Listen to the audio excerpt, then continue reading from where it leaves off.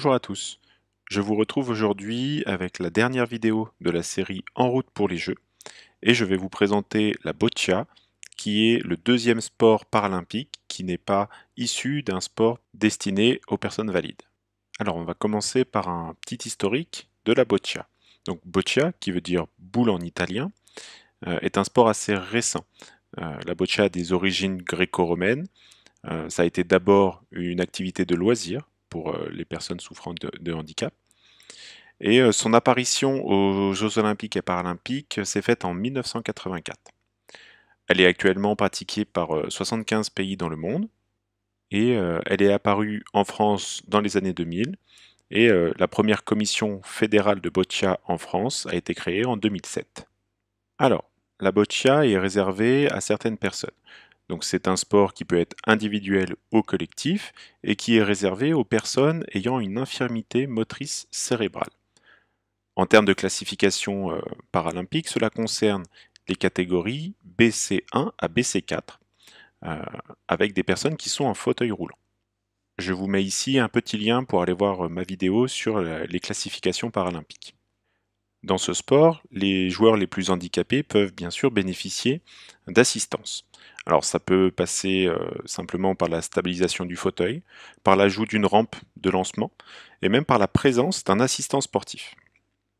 Cet assistant doit rester de dos, il ne peut pas observer le jeu, il ne peut pas intervenir dans la stratégie, il est là uniquement pour répondre aux commandements du sportif. Cela peut être pour régler l'inclinaison de la rampe, pour régler la hauteur de la rampe. Voilà, donc c'est tout un tas de petits ajustements que l'assistant sportif peut faire en suivant les commandements du sportif.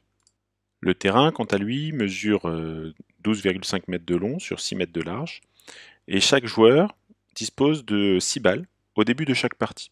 On va avoir les balles rouges et les balles bleues. Et enfin, il y a une autre balle, la balle blanche, qui est l'équivalent du cochonnet, si on fait un lien avec la pétanque. Et cette balle blanche est appelée le jack. Alors c'est une activité qui est très proche de la pétanque, donc le but du jeu c'est de réussir à envoyer ces boules le plus près possible de la blanche, donc du jack.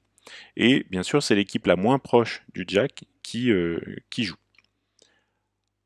À la fin de la manche, l'équipe qui a la boule la plus proche marque un point, par boule mieux placée que les boules adverses. En fonction des aléas de jeu, une partie peut aller de 30 à 120 minutes, et une partie se joue en 4 manches. On va retrouver en termes de stratégie, ici, un mélange de pétanque, mais aussi de curling, dans le fait de placer ces boules à certains endroits pour gêner la progression de l'adversaire. Il y a un tirage au sort qui désigne qui a les boules rouges, qui a les boules bleues, et c'est l'équipe rouge qui lance le jack. Ensuite, les joueurs, selon leur degré de handicap, peuvent lancer avec les mains, avec les pieds ou encore à l'aide d'un outil pour déclencher le départ avec la bouche. Pour les Jeux paralympiques de 2024 à Paris, les épreuves de boccia se dérouleront du 29 août au 5 septembre à l'Arena Paris Sud. Il y aura un tournoi individuel dans chaque catégorie, de BC1 à BC4, et 3 tournois en équipe mixte. Donc un tournoi qui regroupera les catégories BC1 et 2, un tournoi pour le BC3 et un tournoi pour le BC4. Alors comme je le disais, c'est un sport qui est encore assez récent. On a des champions du monde et des champions paralympiques qui ont varié dans le temps. Mais sur l'ensemble des Olympiades depuis 1984, on peut dire qu'il y a certains pays qui se détachent, et ces pays, ce sont la Corée du Sud, le Portugal et l'Espagne, qui ont rapporté le plus de médailles depuis 1984. Pour la France, en tant que pays hôte, nous disposons déjà de 7 quotas de qualification.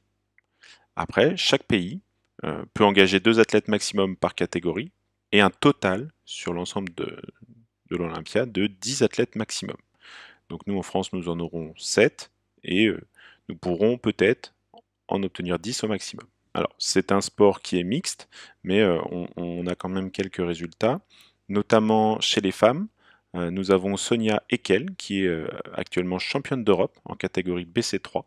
Et chez les hommes, nous pourrons peut-être compter sur Jean-Christophe Tabary qui est champion de France en BC1, Aurélien Fabre champion de France en BC2, et Florian Decarme qui est champion de France en catégorie BC4. Voilà, cette vidéo est maintenant terminée, j'espère qu'elle vous aura apporté les informations nécessaires pour comprendre ce sport paralympique qu'est la boccia. Si cela vous a plu, n'hésitez pas à vous abonner, et je vous dis à bientôt.